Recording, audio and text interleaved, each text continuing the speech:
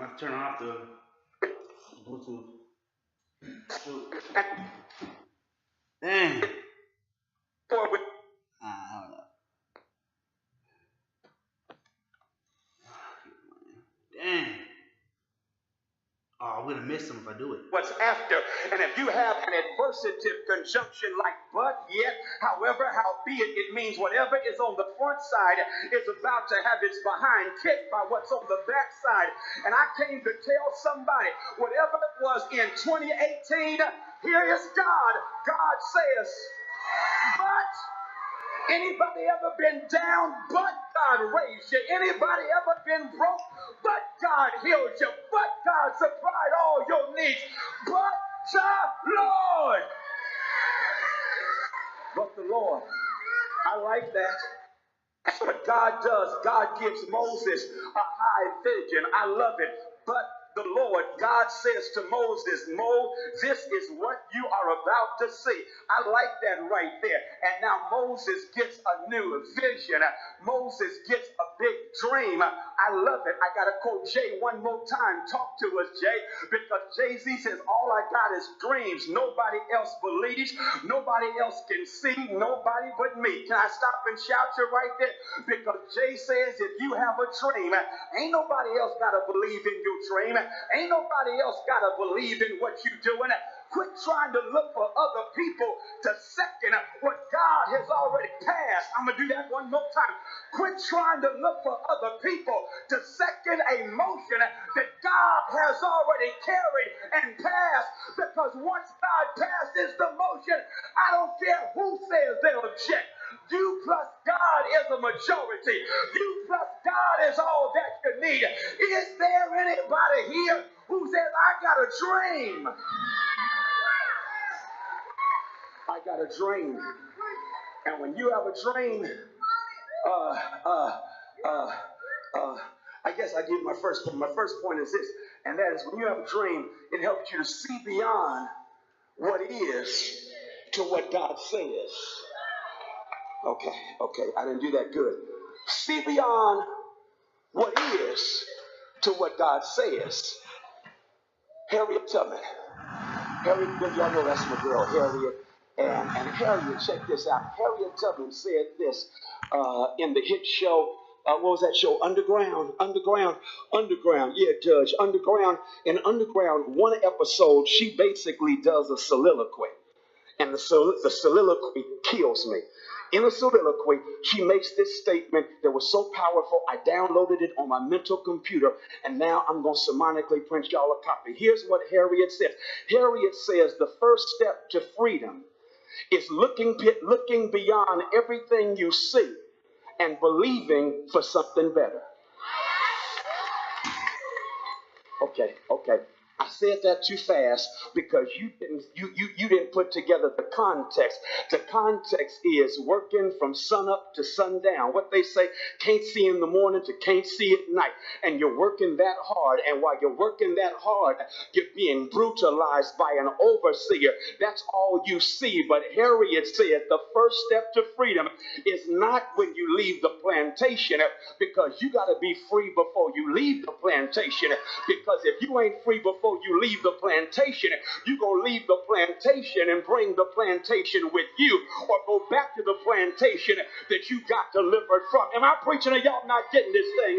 And so Harriet said the first step is to look beyond everything you see around you that tells you what you can't do, that tells you what you'll never be, that tells you you ain't got enough money, that tells you everybody's against you, that tells you all the negative stuff, that tells you your life is a nightmare. She says, look beyond that. Here's your shout right here. And believe God for something a whole lot better. And somebody came to church today, and that's how you got where you are. You didn't look around the hood. You didn't look around the slum. You looked beyond that slum. And that's what your mama did. Your mama didn't get an education, couldn't spell an education, but she had a dream that you would get an education. And she looked beyond what she saw. And some of you have what you have because she had a dream. So look at it. I'm going to read it because this thing It really got me. I read last week. Text says this. He said, then the Lord said to Moses, now you will see what I will do to Pharaoh. It ain't happened yet, but you're about to See. see. All That's right. called vision. Because of my mighty hand, he will let them go. Because of my mighty hand, he will drive them out of his country. Did y'all see that? Okay. God says, because of my hand, I'm going to make him drive them out. No. Okay, let me talk to y'all because they left me. They left me. God says, I'm going to make Pharaoh do for you what he didn't even plan on doing. Pharaoh doesn't know he's going to bless you. Pharaoh doesn't know he's going to set you free. Pharaoh doesn't know I'm going to use people who are against you to do something for you. Is there anybody who can feel that testimony? A lot of your blessing didn't just come from people that like you, but God used people who didn't know you, people who couldn't stand you, and the next thing you know, you got blessed not in spite of them, but because God used them. So watch this, watch this.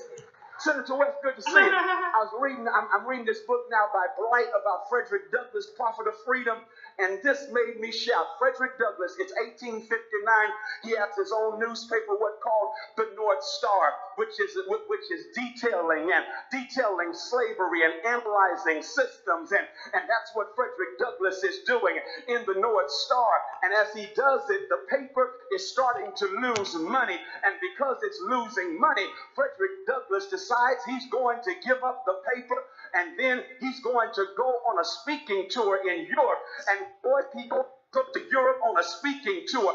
Right after he leaves, that's when John Brown, the radical, decides to raid Harper's Ferry. And of course, we know how that turned out. When he raided Harper's Ferry, my sisters and brothers, among the things they found when they caught and captured John Brown, they found some papers by Frederick Douglass, meaning Frederick Douglass testified if his paper had not gone under and he had not left the country to raise money, he still would have been in the States. And when in the States, they would have tried and convicted him, because there's no way they were going to allow this black man to continue to stand against slavery. But because the paper went under, that's when he was able to go over to Europe, and he was out of the country when it went down, and stayed for 6 months until everything settled down.